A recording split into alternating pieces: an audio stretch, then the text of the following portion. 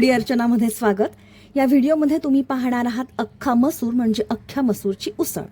अख्ख्या मसूरची उसळ करताना मसूर हे इतर कडधान्यांप्रमाणे पाण्यात भिजवून ठेवायची गरज नसते, परंतु इथे मी हे मसूर पाण्यात भिजवून ठेवले होते आणि उसळ करतेवेळी 5 मिनिटं गॅसवर शिजवून घेतले। भाजीला वाटण लागणार असल्याने वाटण काढून घेतलं। त्यासाठी सुकं खोबरं मिक्सरला लावून बारीक करून ते लालसर भाजून घेतलं। नंतर तेच भांडं स्वच्छ करून त्यात कांदा भाजून घेतला। सुरुवातीला तेल न घालता भाजावा। 5 मिनिटानंतर त्यात तेल घालून पुन्हा भाजण्यास घेतला। कांदा थोडा गुलाबी झाल्यावर त्यात थोडं ओलं खोबरं घालून कांदा आणि खोबरं व्यवस्थित भाजून घेतलं।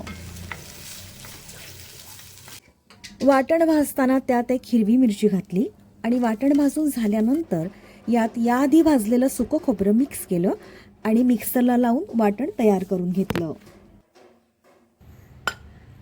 मुख्य कृतीला सुरुवात। भांड्यात तेल घालून तेल गरम झाल्यावर जिरं, मोहरी आणि हिंग घातलं। कढीपत्ता घालून त्यावर कांदा घातला। कांदा थोडा मऊ झाल्यावर टोमॅटो घातला।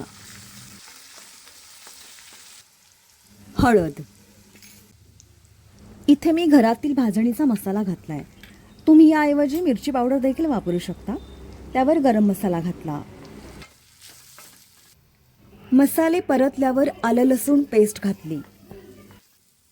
सुकं खोबरं, ओलं खोबरं, कांदा यांचं आपण काढलेलं वाटण घातलं। जेवढे मसूर असतील त्या प्रमाणात त्याचप्रमाणे तुमच्या आवडीप्रमाणे तुम्ही वाटण घालू शकता।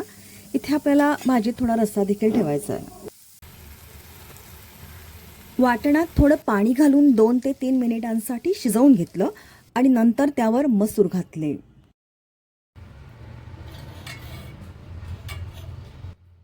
जेवढा रस्सा हवा असेल तेवढं पाणी घालून घ्यावं। मसूर शिजायला फारसा वेळ लागत नाही। कोथिंबीर घातली आणि गॅस बंद केला। आणि हां, एक नेहमीची विनंती, व्हिडिओ आवडला असेल तर व्हिडिओ लाईक करा, व्हिडिओ शेअर करा आणि फूडी अर्चना हे माझं यूट्यूब चॅनल सबस्क्राईब करा।